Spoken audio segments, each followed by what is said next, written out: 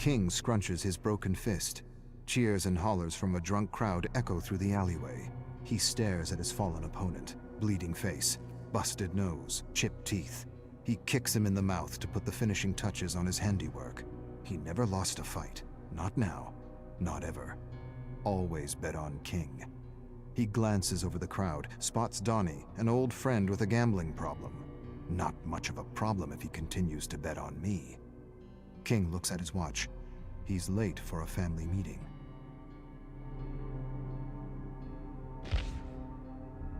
King's father gives his mother hell for talking back for something he didn't quite understand. It's always the same crap. King grinds his teeth. Blood and warmth rush up his face. Every scrap, every single one he won because he saw his father's face on his opponent. He wants to lash out, to say something, anything. But to say something is to be cut off. But this time he's not thinking straight, or maybe he is.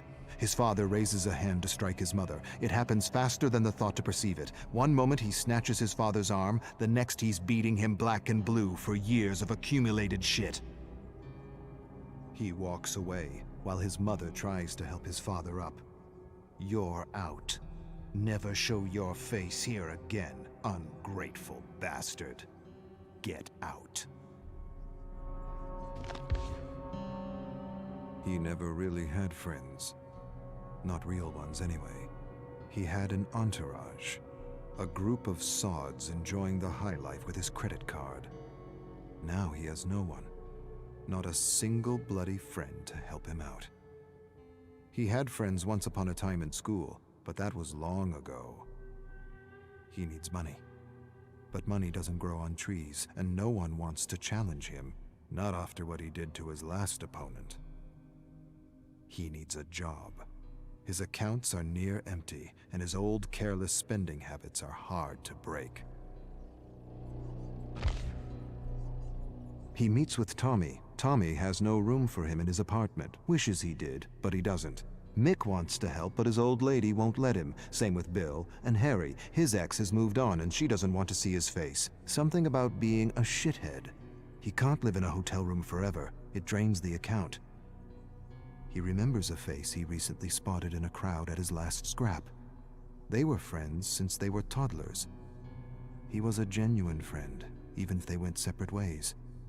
King looks him up. Castle Drive. He hails a taxi. King hasn't felt real in a long time. He sits in Donnie's apartment drinking old ale, realizing how much he misses genuine heart-to-hearts. Donnie was his friend before he realized he came from money. The rich aren't really rich. He's not sure why he thinks this or what it means. It's just a random thought. The ale talking, as it were. Donnie says he can stay until he figures things out. He's not sure when that will be. It doesn't matter. A sudden rap at the door startles him. Donnie stands, opens the door to reveal a few men in black leather jackets. Muscle. King doesn't hear much. What he does hear, he doesn't like. Donnie owes money and can expect a bundle of lead in the face if he doesn't pay. He laughs when he returns to the kitchen table. It's your fault, King. I don't know who to bet on anymore.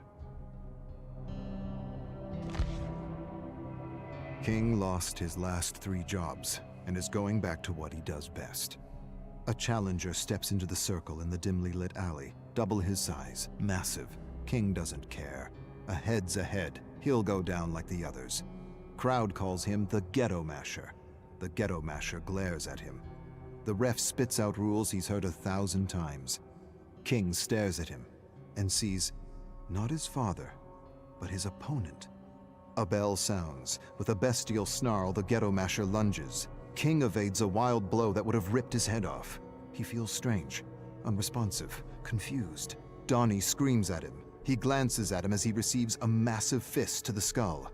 Black swirls across his eyes. He doesn't remember the thud against his skull. He doesn't remember his legs buckling. He doesn't even remember collapsing in a pile of festering garbage. He only remembers waking up on the couch in Donnie's apartment. He's lost his edge. His anger. His rage. His hate. Was that all he was? Donnie's asking if he's okay, and he's not sure. Am I okay? Will I be better? I don't know. Was it just a fluke? A lucky shot? Happens to the best. I feel wrecked. I am wrecked. Donnie bet the last of his cash on him.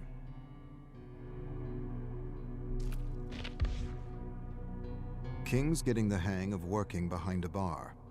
Donnie sips a beer and tells him he needs to find another reason to fight. King tells Donnie he needs to get home before the beer he's drinking turns to piss, before he gets in trouble. Too late. King spots two men. They approach Donnie, grab him, usher him into the basement. Not a good sign. King rushes to help, but his manager yells at him to stay behind the bar. Screw it. He leaps over the bar and rushes to the basement where he finds Donnie being beaten by Ghetto Masher and Uncle Brass watching in his chair.